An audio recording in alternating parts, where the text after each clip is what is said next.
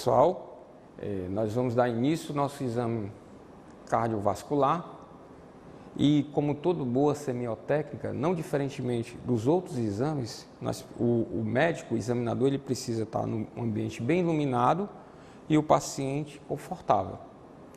E o primeiro passo do exame semiológico cardiovascular é você ver se faz a inspeção do paciente, a inspeção geral. Você procura se há sinais de instabilidade hemodinâmica. Quais são esses sinais de instabilidade hemodinâmica? Paciente que tem baixa perfusão, ele tem sensório rebaixado, ele pode estar sudoreico, ele pode estar com pele fria. Então, isso são sinais de baixa perfusão. A inspeção, você vê logo se o paciente tem o quê? Sudorese, se o paciente tem cianose, certo? Olha para a região, vê logo a região cervical, se há presença de turgência jugular, certo? E verifica a perfusão do paciente. Como é que você faz para ver a perfusão do paciente? Primeiro você palpa o pulso radial, aqui você já vê se é um pulso amplo, se é um pulso cheio, se é um pulso fino, débil, ou se é um pulso com a frequência elevada. Depois, claro, tocando no paciente, você percebe se ele está quente, que não sendo na presença de febre, que já é um sinal de boa perfusão, ou se está frio, tá certo? Que é sinal de baixa perfusão. Ainda na perfusão, você vai pressionar uma das polpas digitais do paciente e vai ver com que tempo é enchido, com que tempo é cheio a polpa digital. Abaixo de 3 segundos, 3 segundos para baixo, o enchimento normal, acima de 3 segundos, enchimento capilar lentificado. Bom, depois que você avalia a perfusão, se há sinais de instabilidade, certo? Você vai para o próximo passo, que é exatamente ver a sincronia, a perfusão dos pulsos. Você examina o pulso do paciente, nunca com esse dedo, porque esse dedo tem o seu pulso, você pode se enganar com o seu pulso, nunca com esse, é errado. Você tem que palpar com 1, 2 ou até mesmo 3, com seus 3 dedos e vendo, observando o sincronismo, a amplitude, a intensidade e a frequência dos pulsos, já nos 2 pulsos radiais. O paciente pode ter assimetria de pulso, um pulso está mais intensificado do que o outro. Se o paciente tem coartação de aorta, que é o estreitamento da aorta, também há assimetria dos pulsos. Então, sempre de fundamental importância você palpar os pulsos radiais, ver se estão cheios e sincrônicos. Aqui você já avalia a frequência, certo? Temos aqui o pulso braquial também, que você deve palpar, deve procurar sentir os 2 pulsos braquiais do paciente. E o pulso da região carotídea, tá certo? Pulso da região carotídea. Professor, quais são os pulsos que nós devemos palpar? Todos, certo? Os que vocês tiverem condições. Inclusive, os 2 pulsos carotídeos nunca devem ser palpados de forma simultânea, principalmente no paciente idoso, tá certo? Porque o paciente que tem uma estenose carotídea, você pode estar forçando o quê? Uma estenose, está piorando a estenose e deixando de fluxo para a região cerebral. E o paciente pode fazer um AVC na sua frente ali, certo? Pode convulsionar. Então, 1 de cada vez. Errado, simultaneamente, 1 de cada vez. Tá bom, gente? Inclusive, o pulso carotídeo e o pulso femoral, quando o paciente estiver deitado, eu vou mostrar, são os 2 pulsos centrais, que é o que vai lhe dizer, você, quando está diante de uma parada cardiorrespiratória, são os 2 pulsos que você vai investigar, o carotídeo e o femoral, tá certo? Então, são os 2 pulsos centrais investigados numa parada cardiorrespiratória. É de fundamental importância que você palpe todos os pulsos, porque você pode estar fazendo um diagnóstico de um paciente com uma condição grave, agora, por exemplo, uma dissecção aórtica, ou uma estenose, uma cortação de aorta. O pulso pé de uso é exatamente nessa região aqui, na região dorsal do pé. Você aproveita para ver já a sincronia com o pulso radial, ver se estão cheios, né?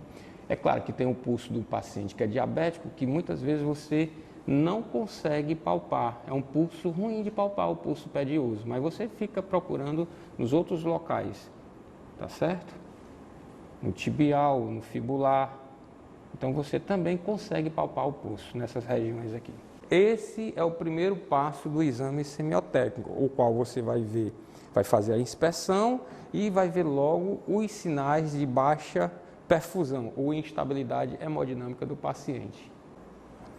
Ainda sobre o exame dos pulsos, a título já de conhecimento, os pulsos que se deve investigar numa parada cardiorrespiratória são os pulsos carotídeos, do lado direito, nesta região aqui da tireoide, aqui nessa linha, certo? Submetaniana, você palpa aqui.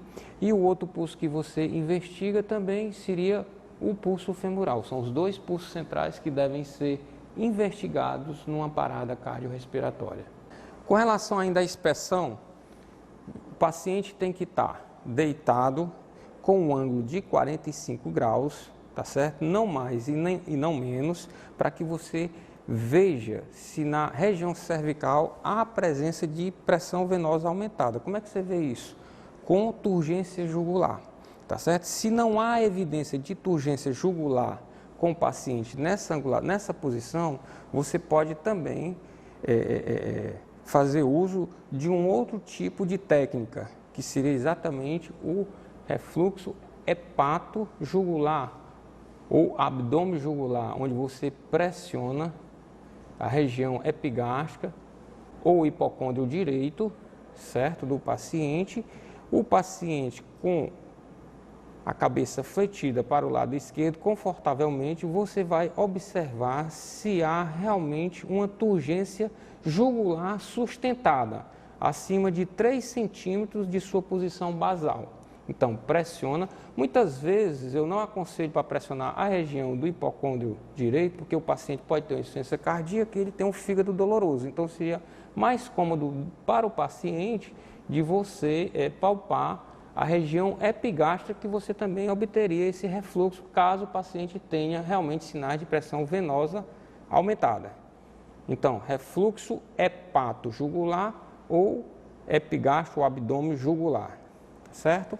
Bom, dando continuidade à inspeção, nós vamos para a região torácica. Na região torácica, nós vamos observar se há presença ou não de deformidades, tórax deformado, se você vê sinais, né, de dança das artérias no insuficiência aórtica grave, você consegue ver isso. E também você já vai direcionando seu olhar para o ictus, né? Onde é que o ictus fica localizado? Mais ou menos entre o 4º e 5º espaço intercostal, na linha hemiclavicular, tá certo? Em torno de 10 centímetros por aí do externo, tá certo, gente? Então vai observar se tem um ictus propulsivo, vai observar já a sua localização, vai observar já se há uma intensificação, se há um deslocamento para a esquerda, que vai nos falar a favor de uma patologia de ventrículo esquerdo, quer dizer, uma cardiomegalia, ou o ictus mais para a região do externo, um coração anteriorizado, que nos fala a favor de um coração direito grande, de um ventrículo direito grande. Quando o paciente tem um coração, tem um ventrículo esquerdo aumentado, evidentemente que o lado esquerdo do paciente, do coração, está lateralizado, quer dizer, você palpa o ictus mais lateralizado. Quando o paciente tem um coração aumentado pelo ventrículo direito, o coração fica mais anteriorizado, próximo ao externo. Então, você palpa o ictus, localização já falei, 4º ou 5º espaço intercostal. Se tiver mais lateralizado e no 6º espaço, já fala a favor de um coração aumentado, um ventrículo esquerdo aumentado. Se tiver mais anteriorizado, fala a favor de um coração direito, um ventrículo direito aumentado. 2 polpas digitais, mais do que isso, há uma amplitude também aumentada. E ver com que intensidade essa região do ventrículo esquerdo bate no tórax, tá certo? Se é uma forma demorada, se é uma forma rápida, porque tudo isso também vai nos projetar para um raciocínio diagnóstico. Por exemplo, no estenose aórtica, é um ictus demorado. como o coração ejeta o sangue de forma mais lentificada pelo gradiente aumentado, então você percebe um ictus mais demorado, fala a favor de uma estenose aórtica, e assim você já vai fazendo o diagnóstico ali na palpação. Um outro passo da palpação é você palpar, depois do ictus, palpar os grandes pontos de ausculta cardíaca, que são foco aórtico no segundo espaço intercostal do lado direito do externo, foco pulmonar no segundo espaço intercostal do lado esquerdo do externo, foco mitral mais ou menos na região do ictus e foco tricúspide mais ou menos próximo à ponta do externo. O que eu estou procurando aqui? Na literatura, nós costumamos graduar o sopro cardíaco, que vai de 1 cruz a 6 cruzes. Quando o sopro tem uma intensidade em que você gradua para mais de 3 cruzes, quer dizer, com 4 cruzes em 6, com 5 cruzes em 6, com 6 cruzes em 6, você consegue palpar este sopro, dependendo qual foco você está estudando.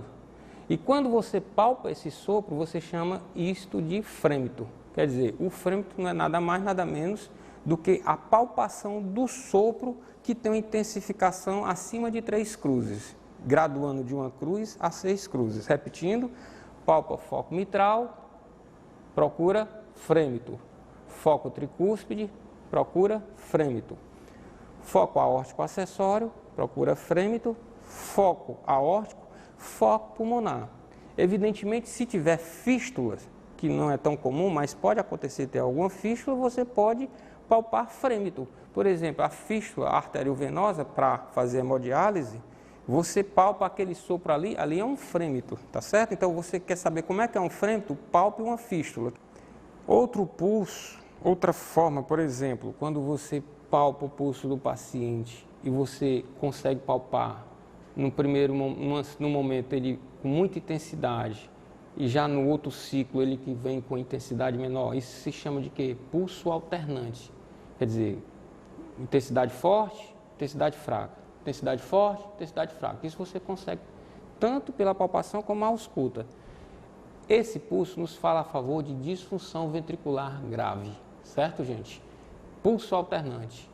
Intensidade forte, intensidade fraca.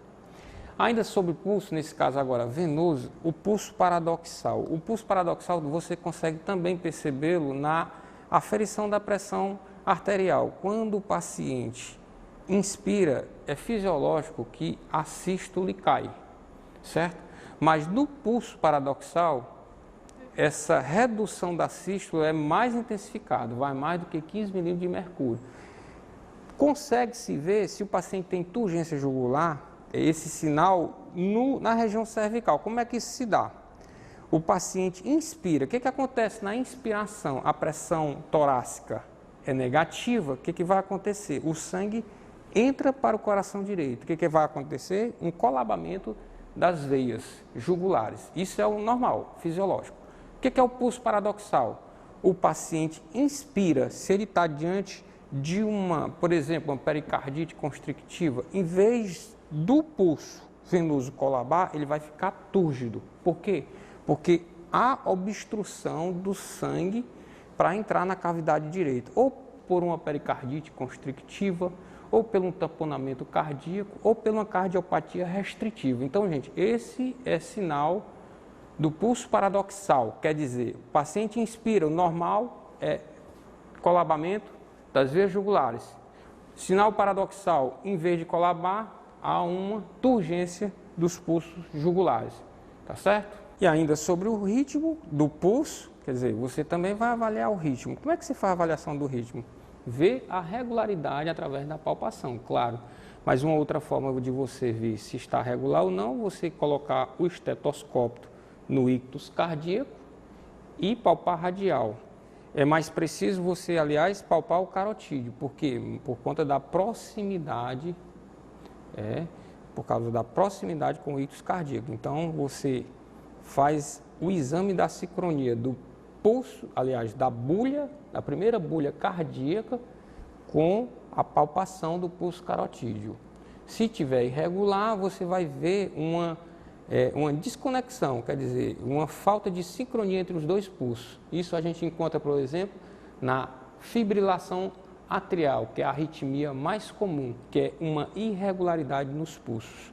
Você consegue auscultar no ictus as bulhas, mas às vezes a batida, a contratilidade é fraca, não consegue jogar o sangue para o sistema, você não consegue palpar nos pulsos a contração do ventrículo esquerdo.